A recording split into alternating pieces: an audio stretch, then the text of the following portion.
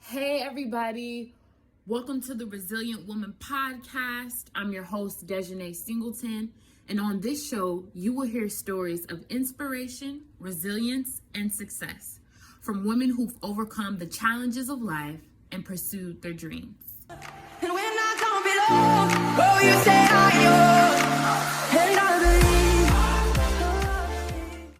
We're so excited to have you listening in. This is our first guest. We're rocking with today, Shatiera, coming in all the way from New Jersey. Hey. Hello. Yes. Thank you, Shatiera, for coming on the show to have you today. How you feeling today? How you doing? I'm feeling amazing. Thank you so much for having me, Deshanae. I'm excited. It's been a highlight for the past couple of weeks to be present here on Resilient Women Podcast.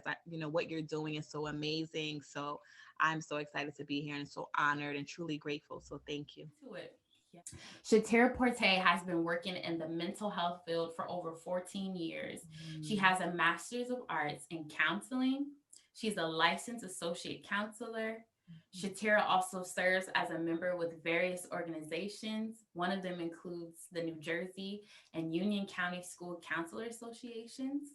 She is the mother of Kymir, her 12-year-old son.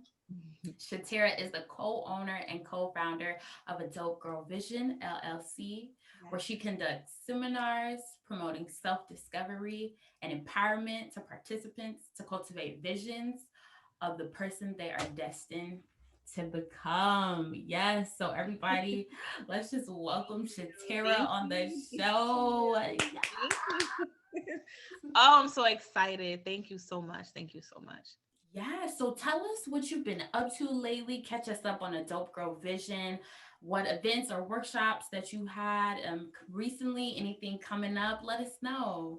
Sure. So like you said in my bio, Adult Girl Vision is about encouraging and inspiring those who are excited to just venture out on a bright idea or something they've been manifesting or just a goal they want to do. So I decided to start an event. It's called Just a Girl with Her Pen and Paper.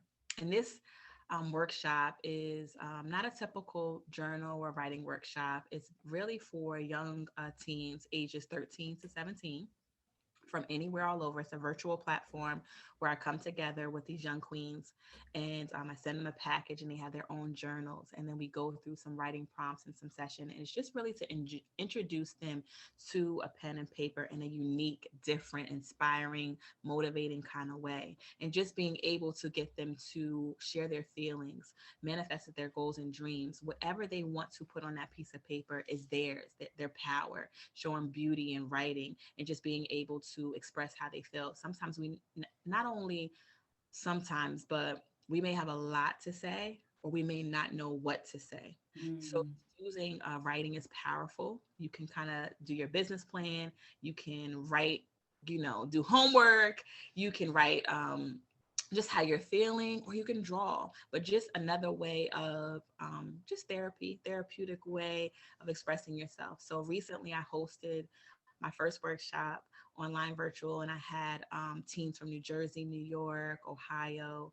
I was so excited about that, and it came together, and we really actually the workshop is usually about an hour and a half, and we were so passionate, and so we were just in it that I was like, okay, we're going over, is that okay? And it was like, yeah, that's not a problem. And nowadays it's hard to keep the attention of young girls or just teens in general, or just people in general. Sometimes it's that microwave kind of quick fix. But so be able to captivate and keep the attention, especially of young adults. I was truly honored. I learned from them. So we had music, we had different prompts and different things. And I don't want to tell the whole workshop, but it was you can register. You can go on our website and register for the event, and I will be hosting it for young girls and teens all over. So that's something that I had recently hosted. That's going to be, you'll see in 2021. And then I have another event with my co-founder and co-owner. Her name is Dawn. and she's with the business with me, and she's launching her first event where it's called a Dope Girl Creates, where we have different events of life skills and arts and crafts and just being a creative. Everybody's a creative in their own way. So we have that part where it's called a Dope Girl Creates, and you create whatever you want. So we're going to have different kind of programs throughout the year, trying to host one event each month. So in February, we have a Dope Girl Creates, just a girl with, just a person with their apron. So you can decorate your apron. And then we have a part two of that where I come in and I'm doing kind of virtual sessions of cooking and different workshops and just little kind of like 20-minute meals that you could put together. I mean, we're home, right? Most of us are home and we have a little bit of time on our hands. So just being Right. able to kind of revamp some things and keep us positive, because everybody knows it was a rough 2020. So Whew. we're just taking with a Dope Girl vision, just trying to do new things and kind of get everybody involved in this unique way that we now have virtually. And something you said too in the beginning about you guys write a letter to your younger self. So I'm curious, what would you say to the Mm, 18-year-old Shatera? What would you tell her? I'm glad you said that. And that's so personal for me, because at 18 years old, I was going to college. First time I was leaving my grandmother's home, and I was like, because everybody used to laugh at me. They used to say when I was little, I used to be stuck to her leg. Like I would hold her leg and she would have to pry me off to separate me from her. So I was going to college. I went to Bloomfield College in Bloomfield, New Jersey, and I was studying psychology. So I was going to college. But at that time, I was 18, and my mom, 18 years later, she had a daughter, a child, Nadi.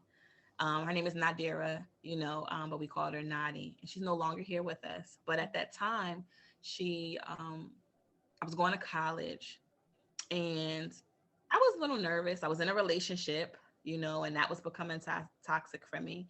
And I was just leaving my job. It was just working. So a lot of things were going on at the time, and I was going to stay on campus. And I feel like I wasn't sure if I was going to go and finish college. Now, I am the first in my family to go to college and complete college. My uncle went to college, but he didn't finish. I'm the first in my family that went to college and obtained a degree, and the first one in my family to have a graduate degree and have a master's. So at that time, when my mom had a child and she was still dealing with her addiction and dealing with things, my grandmother was helping my mom, and I was helping with my sister.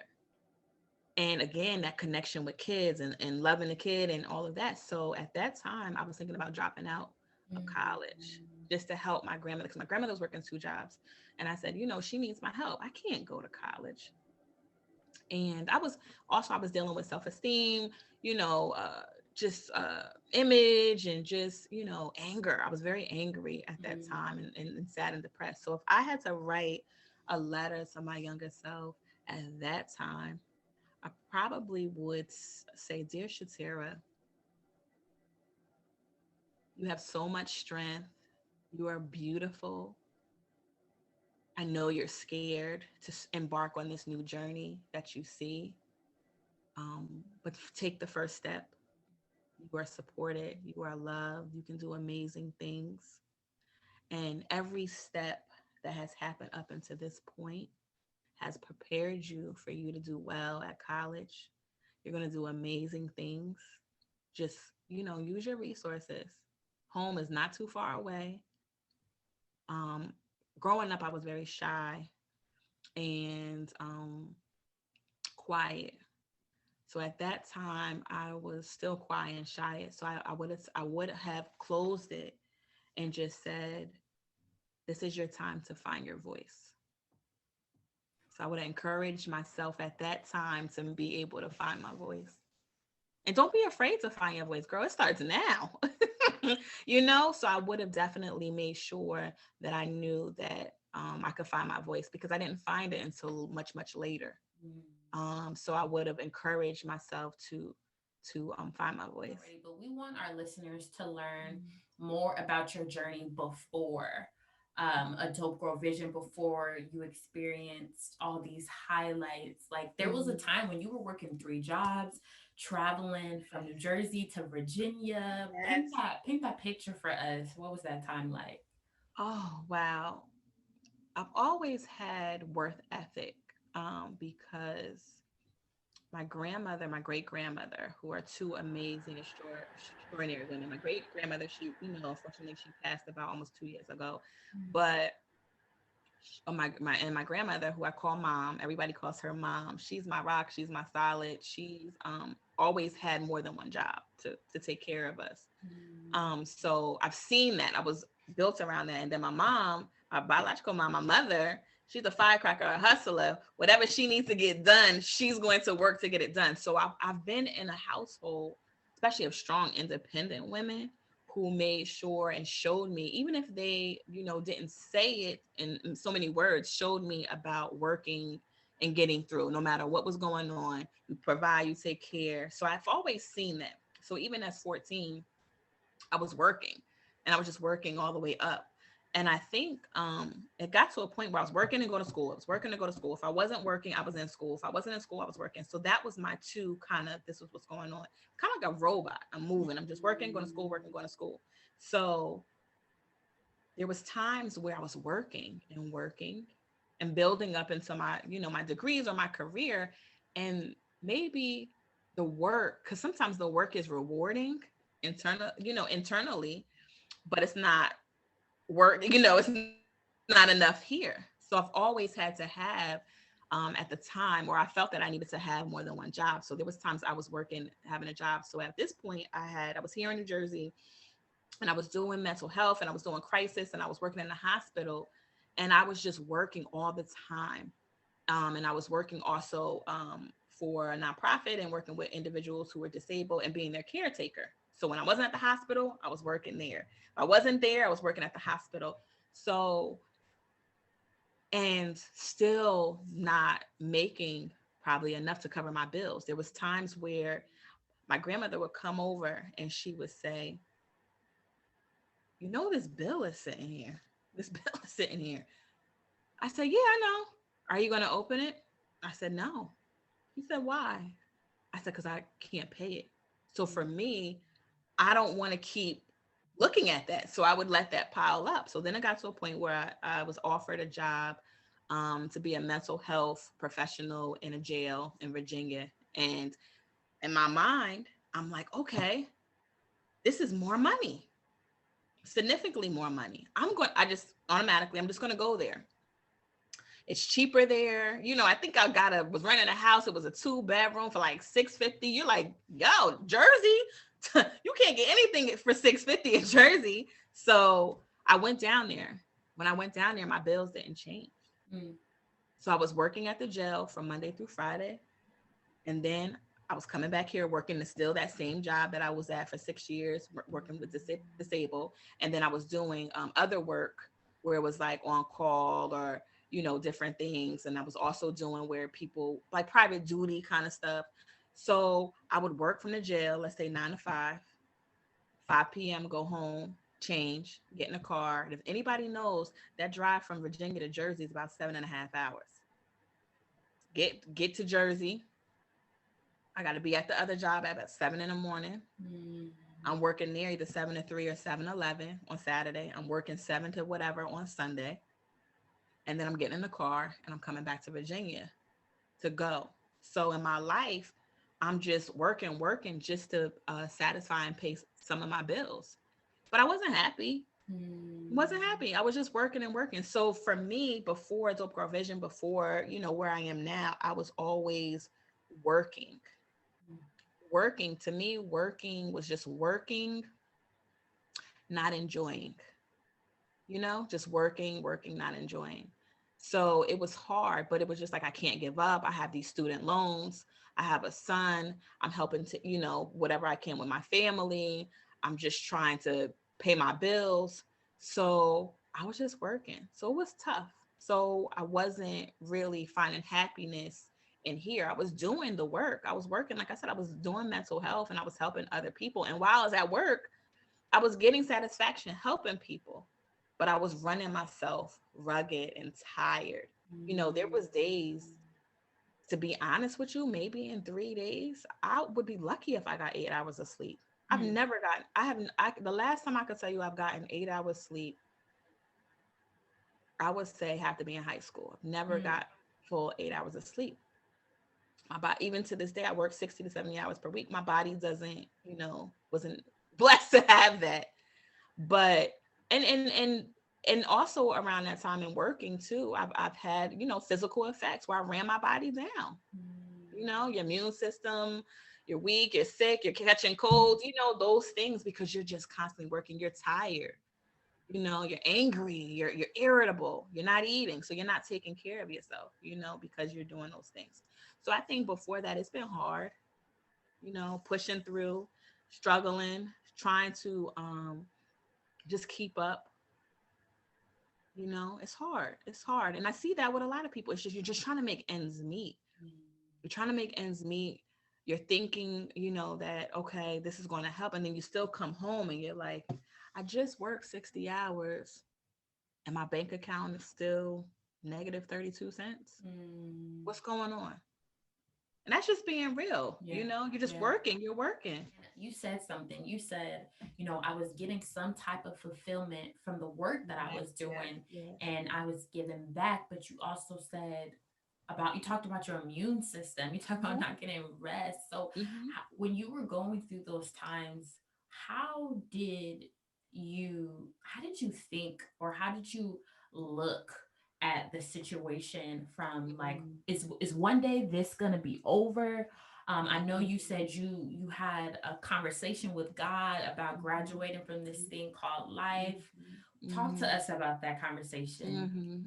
I think so just faith, having faith, but before that, because I always I'm going to be honest, I did start questioning, faith. I grew up in a household where, faith, and was raised in a church. So the faith of having faith and just being in a church home who believed in God and stuff built my foundation.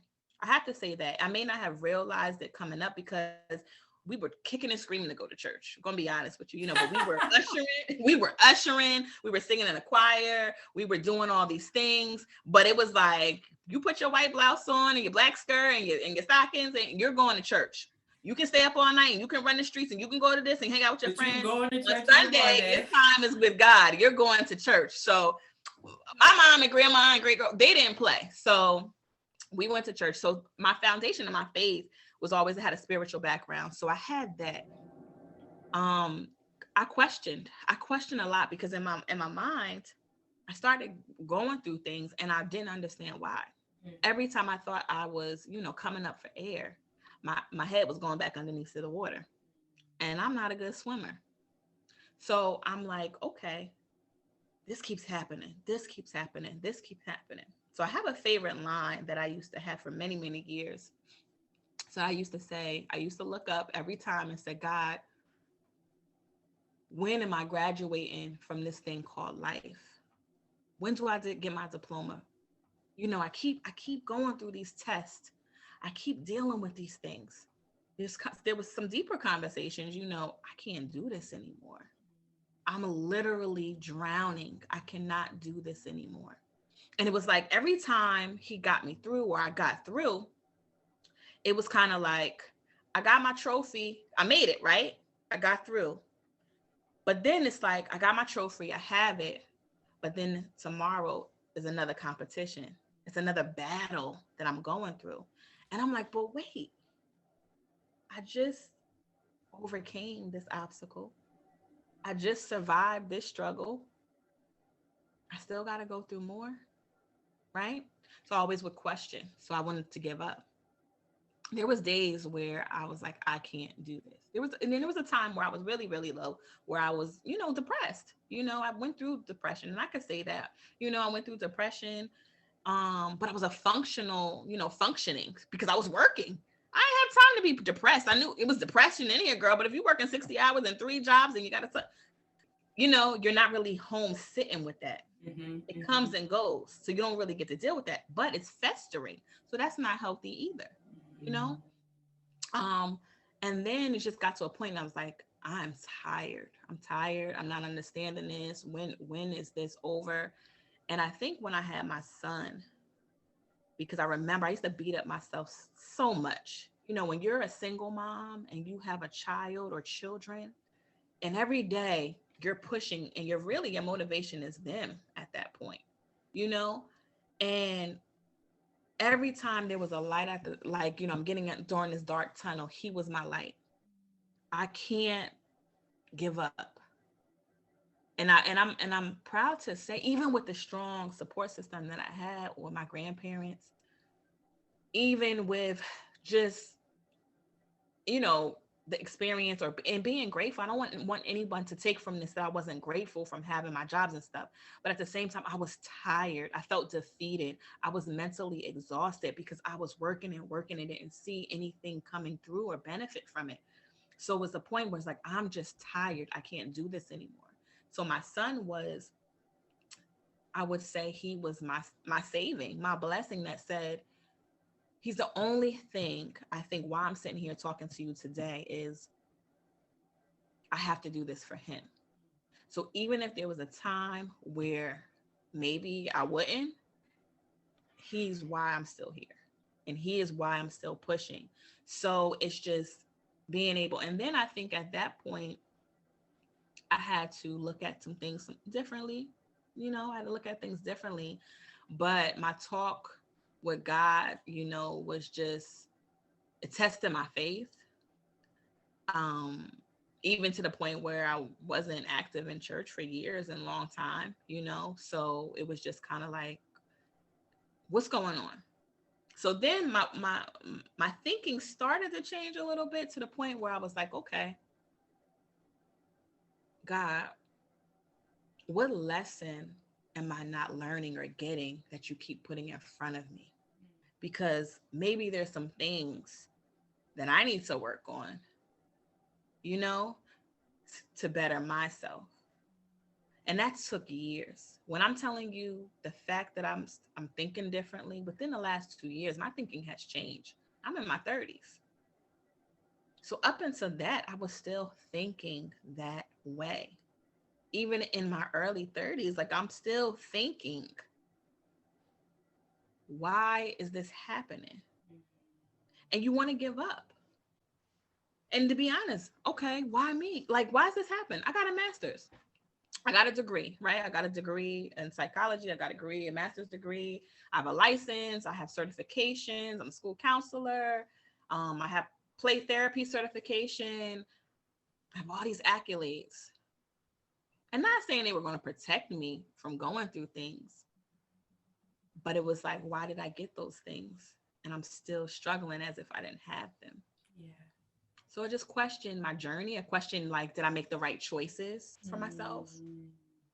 Mm. But my son, I would say my son and my grandmother, Mary, I call her mom. And if it wasn't for her and, my son, Chimere, I wouldn't be here today, because they definitely.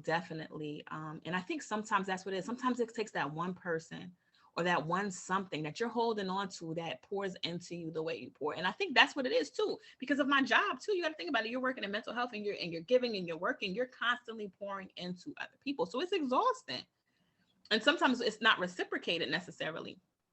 And even in the field, we work hard. We're essential workers. I like to call us essential workers too. Sure, And for sure. we practice and we preach self-care, but we don't necessarily do that with ourselves. So that's Mm. important too, making sure you do the self-care and things. But it was hard before this, and I would not say it's easy. I would never sit here and say it's easy. And I know there's other people, and I don't want it to sound as if, but it was years and years and years and years and years of, just pushing through. Yeah, and that's so real. You touched on a lot of great things about that.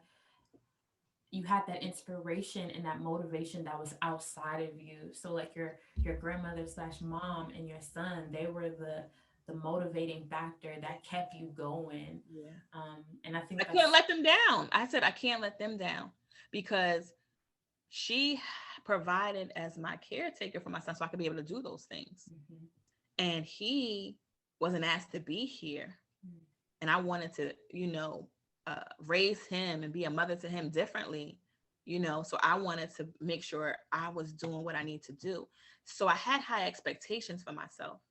So at the time when I wanted to give up, like it was here, but it was like, you got so many high expectations and you want to do this for these people. So, but then there was times where it was like this. But I was like, no, I'm never going to let them down. So, But what would you say to women who are giving and also are struggling, but they're looking for that motivation? They're looking for that thing. What would you say? Like, what would your advice be to them? to all the women who are listening right now, I would say, because sometimes, we're feeling like nobody understands it.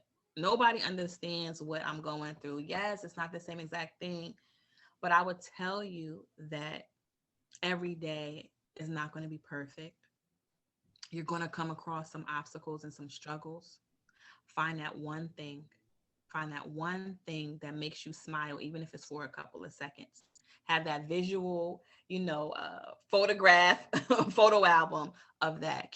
Put that something, print it out. Keep that with you. Have your mantra. Have something that you can just have with you at all times. Have faith. Get yourself in a community. I think for me too, I felt that I was trying to look for other avenues and other supports to help me get to certain places. And I just felt like I was being turned away, at different spots. So that was even more frustrating because I'm like, I'm trying to do great things here and I want to do things, but nobody wants to support. So that was getting frustrating and you become jaded. So I would say, don't be jaded. Have faith. Whatever that faith is for you, like faith in yourself, believe it. You can always reach out to me, on my platforms because I'll be willing to have a conversation to help you, but just don't give up. Don't give up. And it's going to take some time. It's going to take some time to get there, but it is possible. You are strong, you are beautiful, and you are brave because for you to be able to even think those things and trying to come up with solutions to find a way to intervene and make things better, you're brave right there. You're resilient right there. And all of these things are preparing you for your blessings that's right around the corner. So don't you give up, sis. Wipe those tears, hug yourself, love yourself, believe in yourself, nurture yourself, and start thinking of a plan. Start thinking of a plan of how, and all it takes is one idea. And that's what a dope girl vision is about. Like one idea, something, just one thing that we can ignite the fire and get it started and make sure we can do what we need to do so that you can manifest it. And as long as you write it down and see it and speak it and believe it, anything is possible. And I'm a living testimony to that. So I'm always going to promote that and say that because it's true. Man, that's so powerful. You touched on this a little bit too. You said, there was a time when you were reaching out to different people and you felt like you weren't getting the support. So what would you say, or how can you allow listeners who feel like, man, Shatira, girl, I hear you, but I reached out to so and so, and I reached out to my friend, and I reached out to them, and nobody is helping me, and I can't get going because nobody is helping me. Did you ever experience that, like, or you felt like a door was literally smacked in your face? And you touched on that. And how did you also come over that time? It's two times that came up for me when you described that. There was a time I was going into a transition when I came back from Virginia to live in New Jersey, and I was looking for a job. And I'm like, okay, you have this young girl who has so much experience. I've experienced in different areas. So it was geriatrics, youth, substance abuse, outpatient, hospitals, crisis, screening, correction. Like my resume was, pretty, decent at the time, and couldn't find a job. Mm. I literally every day I would wake up, take a shower, sitting on my grandmother's couch. And there was times that one day I counted about 75 applications that I submitted through Career Builder and Indeed that day and wasn't hearing anything, Wasn't hearing anything. Then I started reaching out around that same time to, I reached out to my guidance counselor from high school. I reached out to different places in the community. I was going there. I was emailing. I remember reading this article in my local paper in Red Bank, where somebody that I saw who was on was working in the field of, you know, helping people, and I saw that they were reaching out, giving back to the community. So I saw that they put their email out, and I knew the person, went to high school with them, and I'm like, I want to do this too. Can we connect? Sure, no problem. This, and came back to me. I was like, oh, okay. I don't think we're able to do it. Mm-hmm. You know, I went to another community organization to say, okay, I see you're doing this. I want to kind of, I'll work with you. I'll volunteer. I kind of want to do this. So I was just trying to get my foot in the door. And I think at that time it was always, not right now. We're not offering that. No, we're not a response. So it was so frustrating, so frustrating. And I was just like, I just want somebody to work with me. So I gave up for a while. I took some, I put it on the burner. It's in my journal. I was on my journal. I was writing it. I have emails that showed kind of, I was reaching out on LinkedIn to different people. Cause you know, sometimes they think it's a spam or they don't know what's going on. So, you know, like what Who she is want, why this? is she, yeah, she just looked at my profile. Now she inboxing me. I'm not, who is this person? I live here and she's here, you know? So I think what got me through, because that, even though I'm summarizing it so short, that hurt me. That kind of, I don't want to say broke me, but it kind of made me feel down. That when you're trying to do something, and this is what I was feeling when I felt like when you're trying to do something right and you're trying to give back and you're trying to provide, why doesn't anybody want to help? So it made me feel angry about wanting to do community work in my community where I was living, because no one was reaching back or responding or collaborating. So I said, okay, I started just jotting things down and texting myself on my phone of different things I wanted to do. That helped build me putting together my ideas of all the programs that I would like to do eventually. And then after a Dope Girl Vision came, you know, even though we're doing products and events, I was like, but I still want to do these things. Right. So it helped me, I think, just me just keeping a track, a log of the things I wanted to do. I was watching different branding marketers, icons is on social media, you know, different people of how they started their business, taking whether it was like a shirt or just writing this or just telling somebody about it. So I said, okay. So I even paid for to get my resume revamped. I did that. I worked with a resume writer. I started just taking some courses online. So I started doing like some self things to help myself to enhance. I said, I'm going to enhance this because either when they look at my resume, they're going to want to work with me, or they're going to come back to it and say, man, I missed the opportunity to work with her. So in my mind, I was just trying to get better and just get better as a person and just start stepping out on different things, going to different, putting myself in a room that I was unfamiliar with, being around people that weren't familiar with me.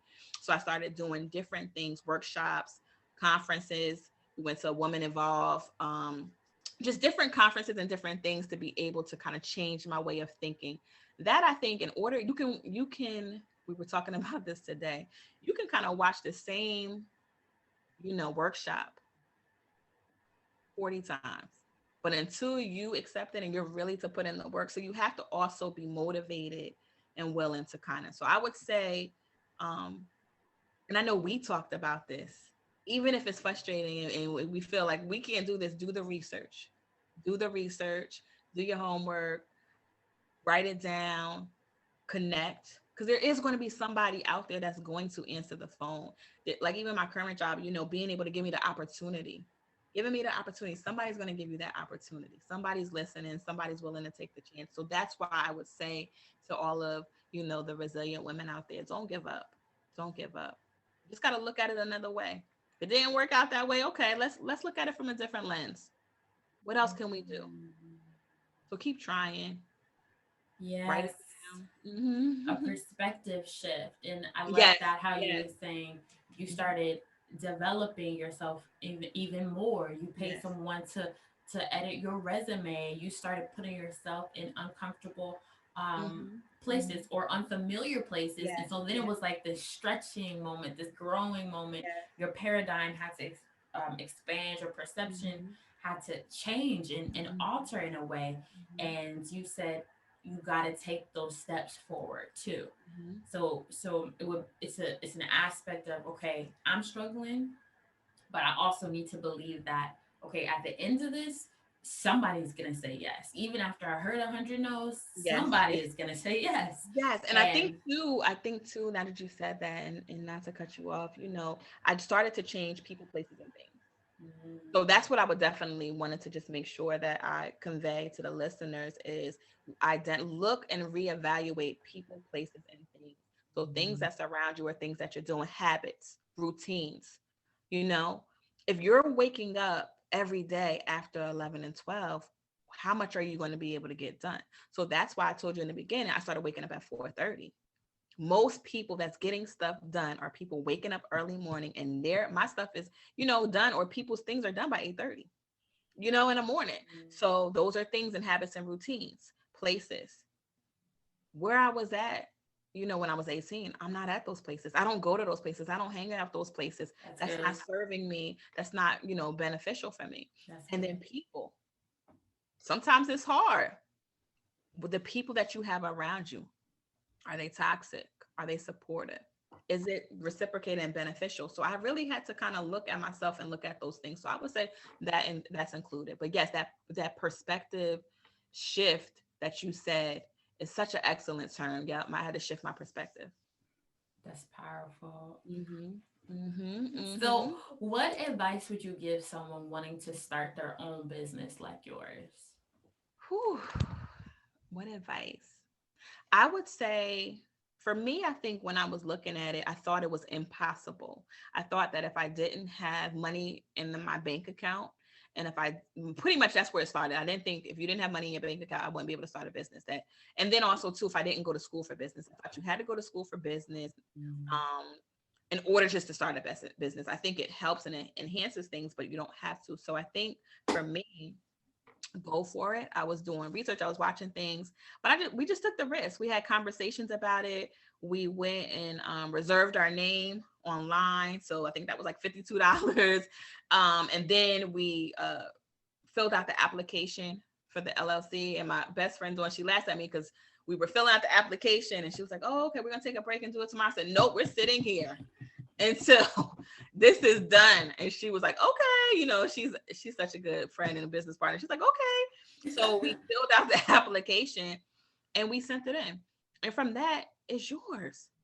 It's yours. It's yours. And start really doing your business plan. What is your target audience? What are you going to, have? What is your product? What is your service? What are you going to do? So I would just say, and that's what a dope girl vision is about, manifesting your vision. Whatever you have, write it down, work on it, believe in yourself. You have to believe in yourself. It starts there. And then all of the other things will come. And it's going to be at a different pace. But I would have never thought where I am that I would have a business. I knew I would help people.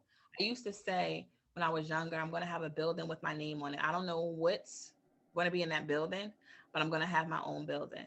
And even though, and that's still possible because I will have my name, you'll see my name on the building, but I think where I'm at now, it wasn't about the building. I think now that I'm thinking, I'm talking about it, and it could have been my mentality at the time. I transformed that into ownership, having my own. So now at this place, having an own business, having different things about it, and that was important to me. And I see myself being so happy having my own, because a dope girl vision is really me, me believing in what I wanted to provide, me believing in maybe something I was missing growing up. And as I was working and working hard, a dope girl vision is just me. It's kind of like my trophy that I'm proud of, that I don't have to fight for. It's on the shelf, it's shining, it's glistening, it's going, it's just like, hey, so I'm proud of that. So I would just say, pace yourself, take your time, but go for it. Go for it. Yes, I love that. Connect too. Connect with people. Don't be afraid to connect with people. I think that's a place for me growing up. I was shy, but connecting with people, trying new things, and learning, being an active listener. Active listener. Oh, that's so good. And when I listen, y'all, when I first met Shatera, she gave me a homework assignment. She was I like, I need did. to see. She was like, this week I need to see a video of you or something on social media of what you doing. I need to see it. So yeah, she not just talking about it, she lives it out. She gave me homework when I met her on the first day. Yes, that is Um me. That is me.